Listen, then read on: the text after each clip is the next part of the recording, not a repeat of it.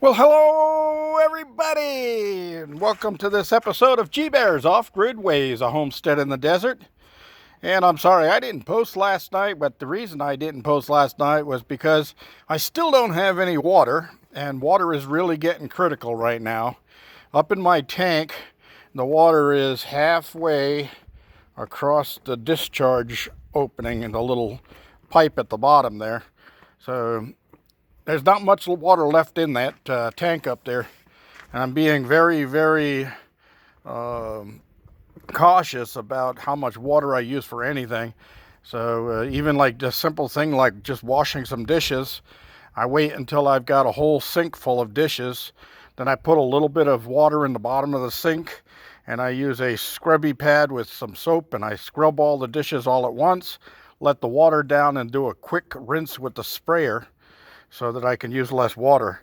But like I said, water's getting critical, and I got chickens down there I've got to worry about that got to be fed. So I spent most of the afternoon yesterday calling around to different water delivery companies to see if I can get a backup standby water company in case my original water company comes through and gets me some water out here. Well, I spent a better part of an hour and some minutes talking to a very nice young lady. I'm not going to mention the name or anything like that right now, but she has a multiple truck water delivery system and our company, and she sounded very, very nice. We had a little bit of fun talking together, and then she went on and subscribed to my channel and checked out my progress out here, see what's going on. Well, she says she's going to try to get me, she's completely booked up with customers, but she's going to try to get me an emergency run out here by Friday. So today is Monday. I got Tuesday, Wednesday, Thursday, Friday, 4 days I've got to live on with probably 100 gallons of water up there, and it's the bottom of the tank. So I do have 20 gallons in my mash shower, actually 40 gallons in my mash shower. So I will be taking my showers outside using that water so that I can save the water that goes into the cabin. And then when I get up in the morning and I'm washing my face and brushing my teeth and things like that, the water that normally would just go down the drain, I've been catching that in a 1 gallon bucket and using that to flush the toilet. So, you got to remember, in my toilet, my interior toilet in the cabin is for gray water only, so there is no solid waste that I have to worry about getting down. So I let it sit all night long without flushing it multiple times. If I get up 2 or 3 times during the night, I don't have to worry about wasting a gallon of water each time I flush the toilet. I use 1 gallon in the morning to take care of that. So anyway, that's how things have been going. I did, however, go in early this morning. I got up and had breakfast, and I had to get my smog check on my van. The vehicle registration is coming due next month, so I had to have a smog check this year. And what a bunch of baloney that stuff is. But I found a local place here, not far away. It's about 10 miles. And I was first in line this morning, waiting outside the gate for them to open. And met some nice people there. And they gave me a discount because of my age, because I'm just a teenager. But yeah, it gave me a discount, and got my smog certificate. Of course, the van passed without a problem. I keep it in good running condition, and I try to keep the oil and filters changed and all of that on time so that it doesn't break down on me, because you know those old E-Series vans, you can't get those anymore. They don't make them anymore. I think this is the last year that they made them, and I'm going to have to take good care of that, make sure it lasts a long time. So I haven't crossed the 100K mark on the mileage yet, so I've got some time to go on it. Probably cross that somewhere next year or the year after. So, as I flash by, you notice, oh, yep, there's another tote on the trailer. And that's because today, after I checked the smog and got my smog certificate, I went down and ordered my 10 by 12 Harbor Freight greenhouse. And I've watched some videos on YouTube about that and how people have modified them and things. And it just seems like that's going to be the way to go with having a greenhouse. And I'm really thinking about putting it just past the hydroponic cactus there, which I may end up moving inside of the greenhouse and setting up some hydroponics and getting some hydroponics going. What I grew in that originally was strawberries. And each one of the arms had a strawberry plant in it. And then I would, the water in the bottom tank had a pump in there that was solar powered. It was a fountain pump. And it would pump the water up through little 1/4 inch hoses to each, through each arm. And then it would just gravity feed back down into the tank. So the sun would cause the water to and nutrients to circulate, and then the plants would grow in each one of the grow baskets. It was a pretty nice little setup, and so I'm thinking about maybe getting that set up again. I don't know if I have my choice of hydroponics and aquaponics, either one of the two, inside of the greenhouse. I may grow some other types of vegetables because I want to try to get tomatoes growing through the winter, things like that.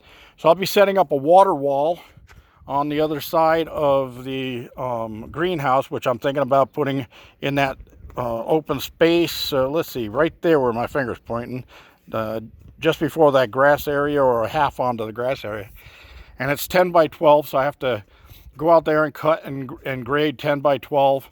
Then I have to get some wire to go underneath on the floor. And I'm going to price the difference between using wire underneath or getting 12 by 12 concrete pavers. And after the thing is built, putting those in like tile on the inside of the place. And then I'll have a nice floor to walk on. And the critters can't come up through the 12 by 12 concrete pads, so that might be an easy way to go. I'll have to see what the difference in price is going to be. All right, next in line. Let's see. Oh, yeah, let's go back to the tote on the trailer. So I got this where I got the others. They're $80, and they usually carry food grade containers, and they're called IBC totes. But these are in nice condition and really clean. And why are they really clean? Well, what was in these was hand sanitizing liquid. Look at that, nourishing and strengthening formula. Flammable liquid. I can take those off. They just are stick-on decals, and see, they'll peel right off. So I'll get those off of there in time. But all of these things still have hand sanitizer in the bottom of them. There was one over there that probably had about 3 or 4 inches of hand sanitizer in the bottom. And I was going to take it, except it didn't have this cap. And I like having the caps on these things because that looks like it might be a 2-inch pipe thread. And I'm not sure that it is or isn't. But I tried a 2-inch wire connector nut on there, and it would not fit on there. This was a little bit larger, just a teeny bit larger. So I'm going to get a 2-inch ABS female fitting and see if I can screw it on there. If I can, that'll make things easy. And then I'll put a reducer in that and reduce down to my garden hose connector. But if not, then I have to drill this piece and put my garden hose spigot through there so that I can hook a garden hose onto that and drain water off. And this will be the one that's going to end up, like I said, for my greenhouse. But in the meantime, I'm going to drain that extra hand sanitizer out of there. And I know it's in there because I Turned that thing open, and I opened the valve, and hand sanitizer came out, so I sanitized my hands while I was at it. And the alcohol in this thing will clear out in a matter of seconds if I open up the top opening and the bottom opening and just let this hot, dry air here in the desert flow through it. It'll evaporate that in no time. All right, so I'll see how much I've got of hand sanitizer in there. My neighbors up the road might want some. I've got some empty 1 gallon water bottles that I bought for drinking water, and see if I can fill some of those up. See if there's a couple of gallons at least left in the bottom of this thing, and share it with my neighbors. So the heat, I'm talking about hot and dry. Well, today I saw 103 degrees and not too dry. The humidity was in the double digits, all the way up to 13%. And I'll tell you, that didn't break out some sweat beads on your forehead. I like it down in the single digits, but well, I guess got to take what they give us. Got that all done. Next, Desert Horizons is putting up his solar panels, and I was mentioning he should get a 6-to-1 connector for the solar panels, so that he can connect the 6 panels on each of his racks and go off with 1 wire into the controller. Well, he said he didn't know they made those. Well, here we go. Here is a 6-in-1 connector. All right. Now they make these for both the positive side and the negative side. So the positive side has the female on this side, and then the male on that side, and then the opposite for the other one. So you can't crisscross the wires and cause a problem. Now the only thing you got to remember about using one of these is where the 6 are on the top, that's where each of your solar panels will come in and plug into. So that's all positives, as it shows you right on the unit right there. It shows positive right there. Okay, now each one of those is going to have like a 12 gauge wire on the solar panel coming into this. And you're going to have 6 12 gauge wires feeding into this. So coming out of it, you have only 1 connector. And you see this one looks like it's a little on the melted side and twisted. Well, that was a mistake that I made, and I learned the hard way that coming out of this thing, you can't use 12 gauge. It will overheat. You'll have to use 8 gauge or better. Oh, excuse me. Dust has been blown around here like crazy today with little dust devils. So yeah, so this one is no good because of course it melted the tip right off of the connector on the wire there. So they also make them in this style with the wires hanging. Now this comes as a 4-to-1, okay? And still you want to, when you do a 4-to-1, you still want to up the grade of wire. When you're putting 4 12 gauges in, you want to come back out with at least an 8 gauge or a 6 gauge wire going to your controller. All right, so what I did on this was I put 2 of the 2-to-1 connectors in, so now I have a 6-to-1 because my controllers were 600 watts.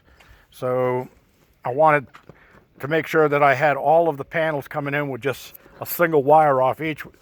And you can do it other ways, like I did inside the room, where you add bus bars on the wall on a piece of plywood. You come into the bus bar with all of your separate panel runs, and then come off the bus bar with an 8 gauge wire or a 6 gauge wire and go into your controller. Now, most controllers won't handle more than a 6 gauge wire, but there are some out there that will go larger than that.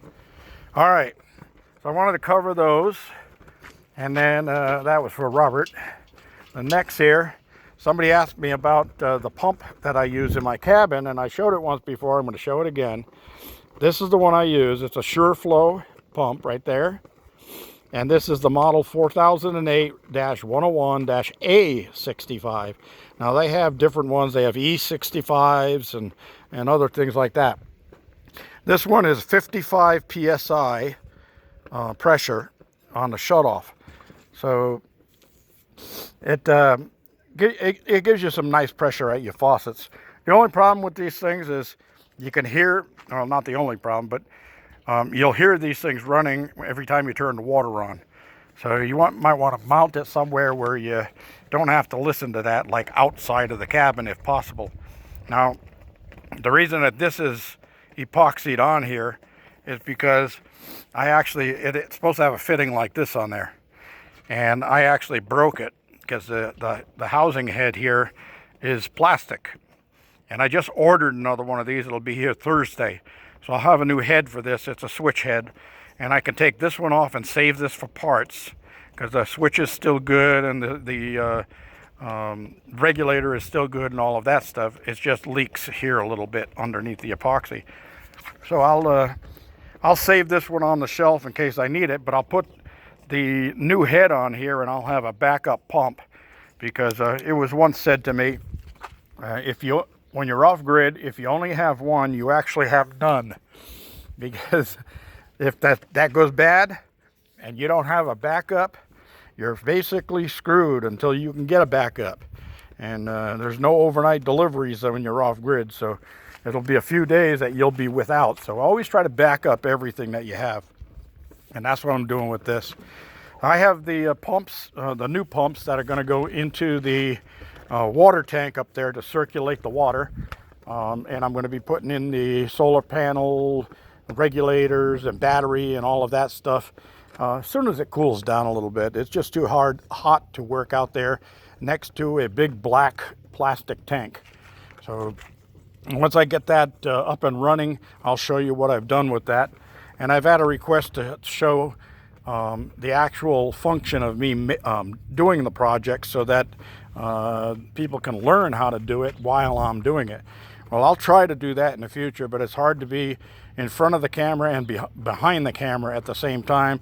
I know I can use a camera stand, but I move around a lot, and I'd be off the camera more than I was on the camera.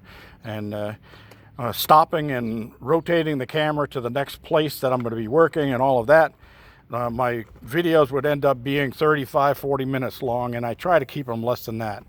Speaking of less than that, I'm going to call this one a day because I'm already at 17.5 minutes. I'm going to please ask you to give me a thumbs up down there, please. Don't forget to subscribe if you haven't already. Share this with your friends. Send it on. Somebody said, when I said share it with your enemies, they said, you don't want to know my enemies? I said, good, skip them. There you go. G-Bear, signing off.